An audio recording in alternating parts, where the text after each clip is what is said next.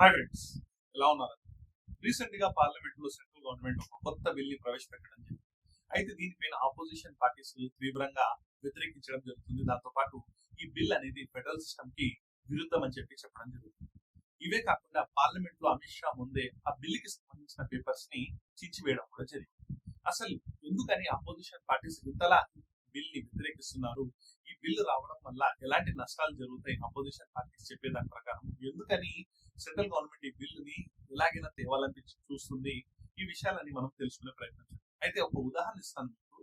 ఏంటంటే, ఒక నిర్దోషికి తన నేరం రుజువు కాకముందే శిక్ష పడితే ఎలా ఉంటుందో అలా ఈ బిల్లు ఉందని చెప్పి ఆపోజిషన్ పార్టీస్ వాదించడం జరుగుతుంది. ముఖ్యంగా చెప్పాలంటే, central government article 130 amendment act ని తీసుకురావడానికి ట్రై చేస్తుంది.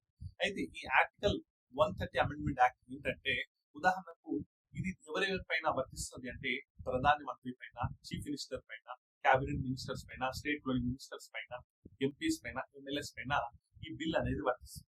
అయితే ఈ బిల్లులో ఏముంది అంటే, ఫస్ట్ ఆర్టికల్ 130 అమెండ్మెంట్ యాక్ట్ గురించి క్లియర్ గా తెలిసే ముందు ఇందులో కొన్ని ఆర్టికల్స్ ఉన్నాయి, వాటి గురించి వివరించే ప్రయత్నం చేస్తాం. ముఖ్యంగా చెప్పాలంటే, కాన్స్టిట్యూషన్ ఆర్టికల్ 75 దాని ప్రకారం అయితే ప్రధానమంత్రి దాంతో పాటు కేబినెట్ మినిస్టర్స్ ని ఎన్నుకొని వాళ్ళతో ప్రమాణ స్వీకారం చేసే బాధ్యత ఈ ఆర్టికల్లో రాష్ట్రపతికి ఉండడం జరుగుతుంది. దాంతో పాటుగా ఆర్టికల్ 164 ప్రకారం ఏంటంటే, గవర్నర్ ఆ యొక్క బాడీ ఏదైతే స్టేట్ లో ఉన్న చీఫ్ మినిస్టర్ దాంతో పాటు మినిస్టర్స్ ని ప్రమాణ స్వీకారం వారి యొక్క బాధ్యతలు ఇచ్చే బాధ్యత ఈ ఆర్టికల్ లో. దాంతో పాటు ఆర్టికల్ 139 అంటే ఏంటంటే, ఏదైతే ఇప్పుడు ఉదాహరణకు ఢిల్లీ తీసుకుంటాం. ఢిల్లీ ఏంటంటే కేంద్ర పాలిత ప్రాంతం, కానీ రాష్ట్ర హోదా ఉంది. సో ఇక్కడ లెఫ్టినెంట్ గవర్నర్ ఏంటంటే, లెఫ్టినెంట్ గవర్నర్ కేంద్ర పాలిత ప్రాంతం అయినప్పటికీ ఇక్కడ కూడా రాష్ట్ర హోదా, రాష్ట్ర అడ్మినిస్ట్రేషన్ అనేది ఉంటుంది. ఇక్కడ వీళ్ళ నుంచి ప్రమాణ స్వీకారం, వీరి యొక్క బాధ్యతలు ఈ డిపార్ట్మెంట్ చూసుకుంటుంది.